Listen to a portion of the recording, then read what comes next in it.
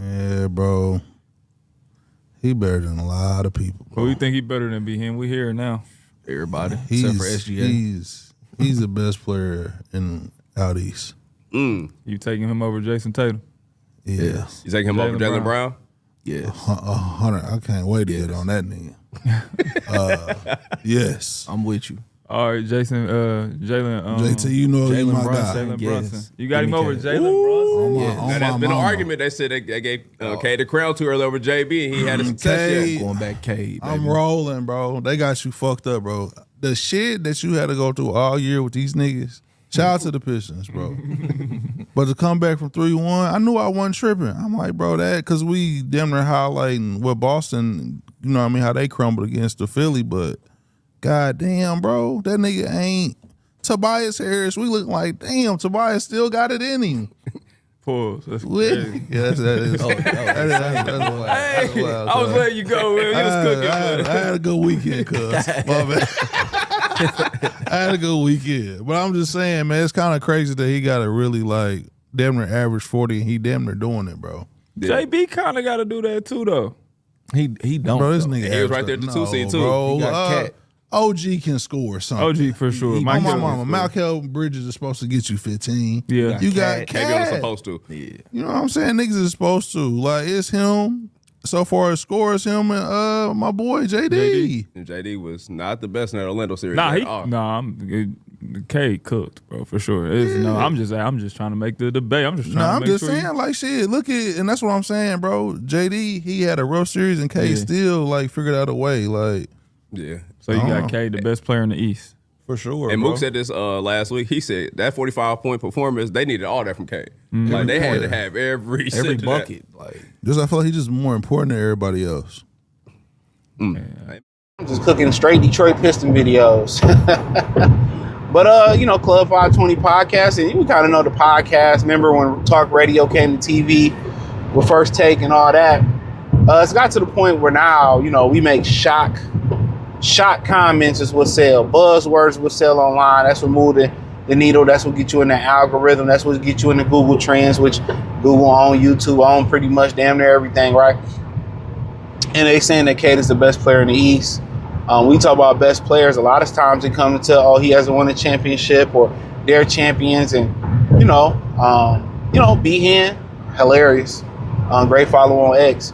And check out Detroit Pistons Talk playlist, by the way, if I can say that. Thumbs up the video, share the video, subscribe to the channel.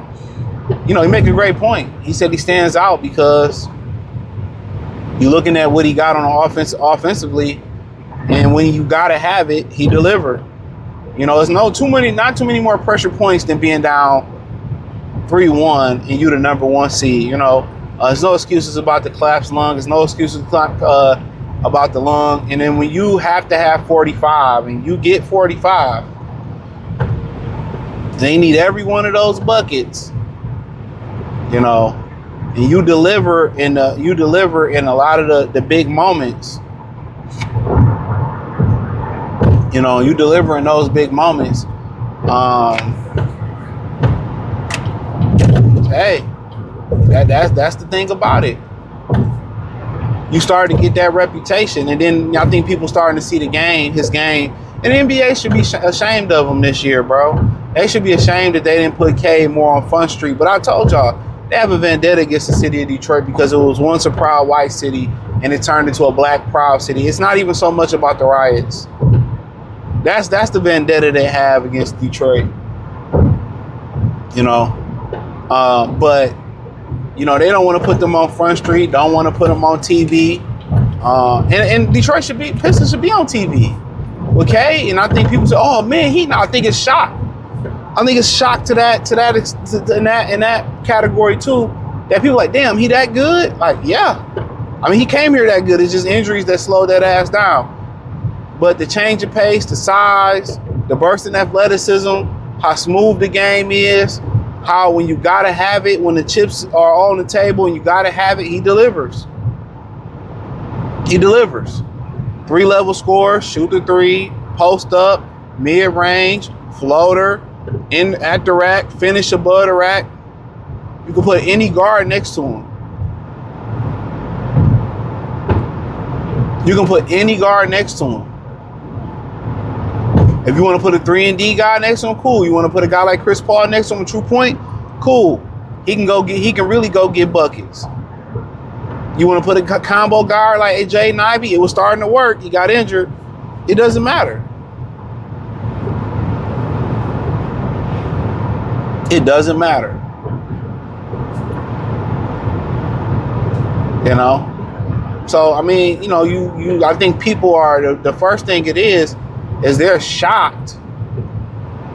They're shocked that he's that good. That's the shocker, that he's that good. That's the shocker. They didn't know he was that good. You know, he played at Oklahoma State. That's not a big basketball school. Didn't see a lot of them on TV. So I think his brother was on the coaching staff or played on the team there or something like that. So yeah, I think people are shocked to see, like, yeah. And then defensively, he leaves nothing else to be desired. Facilitation, scoring, and he defend, and he can give you the dunks. And he got the chill demeanor, you know.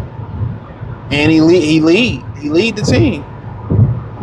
So when he didn't have the biggest name coming out, like the Anthony Edwards or the LaMelo Balls or the John Moran and Zions Williamson, he had character. You know, he had character and he had game. He had to find the durability, but he had character. A lot of those guys I named lacking character. They lacking that character. PR, you know, PR. He's not a PR nightmare. He can speak. He can talk well. You know, very humble. You know, and they didn't mind giving him that money. Even when we was like, you gonna give him the money right now? They ain't mind giving it to him. You know, and they see things we don't see. I mean, that's why they don't mind giving certain guys money. It's the character. You gotta worry about him doing this or him doing that. You ain't gotta worry about putting a microphone in front of his face and him crashing out like Ryan Lee. You ain't gotta worry about that. You know, and then you get to know his people, you get to know his family, his trainer, his mother, his father. That says your lineage says a lot about where you're going. That's why they be scared to give some people money. Now, some people just get their money off the muscle of talent, and I hope he just figure it out. And at some point, you know, every man figures it out. Whether it's too late, whether it's too much in the deficit, it hit you. Every human figures it out, from female to males to whatever. Everybody figure it out. And you hope by the time you figure it out, you ain't dug yourself in so much of a deficit that you can't get out. But at that point, only thing you can do is pass the game down to the youth. And this is why I'm gonna close out this video after I say this a little bit. This is why I'm really not fond of the saying where, well, you ain't got no money, or you ain't did this, or look at you, what can you teach me? What can I learn from you? You can learn a lot from that person. You can learn a lot from that person. Cause you up and they down, or they down and they had a hard life, man, they can tell you a lot. I've learned a lot from people that y'all may consider less than, crazy, and they was right. Trust me, every human that can articulate it got life lessons, baby. Don't think because that, he's just talking, man, he broke, man, that man might have been up at one point. Or he might find out where my financial deficiencies at, where my deficiencies at. And that's why I said, I always hear what people, listen to what people say and compartmentalize it in my brain. You know, I remember, a lot of people, they used to be telling me stuff when I was younger. They were like, this man ain't listening. I always listen. What's so funny, when I go through it or I'm about to go through it in my brain, I could pull it out. Even things my grandfather told me 10, 15, 20, 30 years ago. I remember it. My father, 10, 15, my mother, 10, 15, real talk. Don't think, y'all be thinking that some people ain't listening. I listen to everything. I was always like very observative. And when you from a city like Detroit, that's one of the best qualities you can have is being observative. You can't afford to be no mark out here. You can't afford not to be paying attention and have your head on a swivel. But hey, appreciate y'all. Check out Detroit Piston Talk playlist. Thumbs up the video, share the video, subscribe to the channel. Appreciate the love, support. Peace.